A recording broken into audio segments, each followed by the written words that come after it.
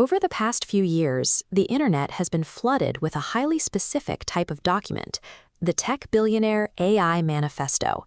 This graphic compares the sheer volume of these texts. Anthropic CEO Dario Amodei recently published a sprawling 14,000-word essay about artificial intelligence, while venture capitalist Mark Andreessen released a 7,000-word piece of his own. In August 2026, Mark Zuckerberg joined the fray with a 6,500-word essay of his own, cementing the manifesto as a mandatory ritual for anyone running a major tech lab. These documents are filled with wildly optimistic claims.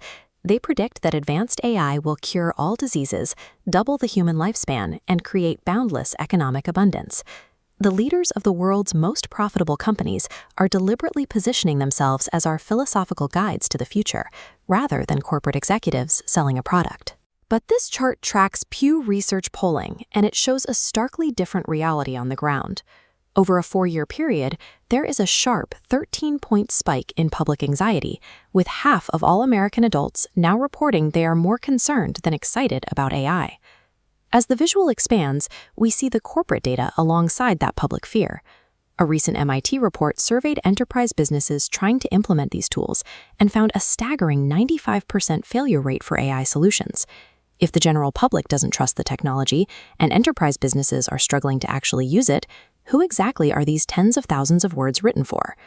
To understand the true purpose of these philosophical texts, we have to look at the corporate accounting ledgers published immediately before them.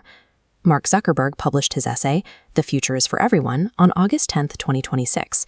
This bar graph reveals the financial context. Meta presented a capital spending plan that ballooned toward $145 billion, rattling investors. Zooming out, combining Meta's 2026 expenditures with Amazon, Microsoft, and Alphabet reaches a towering $725 billion total.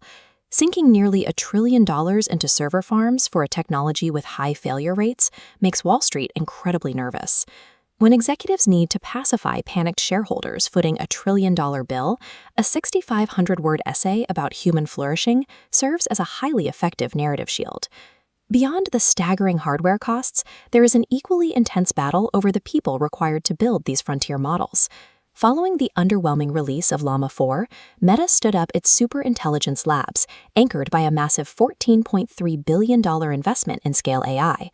This scale visualizes the extreme compensation required to win the ensuing talent war.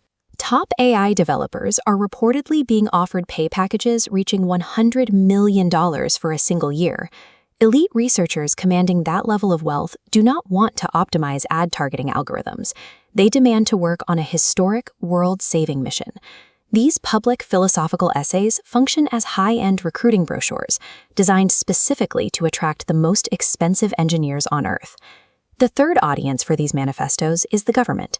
Zuckerberg's essay explicitly argued that the United States should not restrict open-source AI models or impose heavy training guardrails. Look at the timing of that demand. His argument against regulation arrived just days after a New Mexico court ordered Meta to pay heavy penalties in a youth safety case. That push for deregulation also clashed directly with an open letter signed by over 1,000 employees at OpenAI, Anthropic, and Google DeepMind, who begged the government to step in and deliberately slow AI development down. Industry insiders call this lobbying by narrative. It is a strategy of laying down an ideological paper trail to steer policy before concrete laws can be drafted.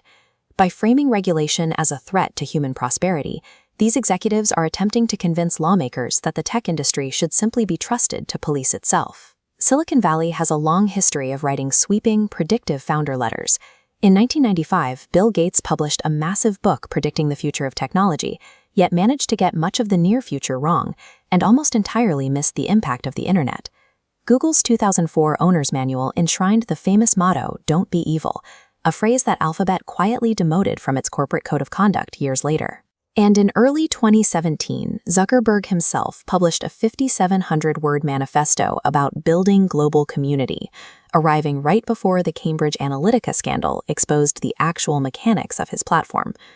History proves these documents are not crystal balls predicting the future. They are temporary public relations shields deployed to manage specific corporate crises. There is a massive, documented gap between the utopian futures these CEOs promise in print and the hard financial and legal realities of their businesses. We must stop evaluating these 10,000-word manifestos as genuine philosophical frameworks about the direction of humanity. The truest way to read a tech boss's manifesto as a translated earnings report. It is a highly polished roadmap telling you exactly what they are buying, who they are trying to hire, and what laws they want to rewrite.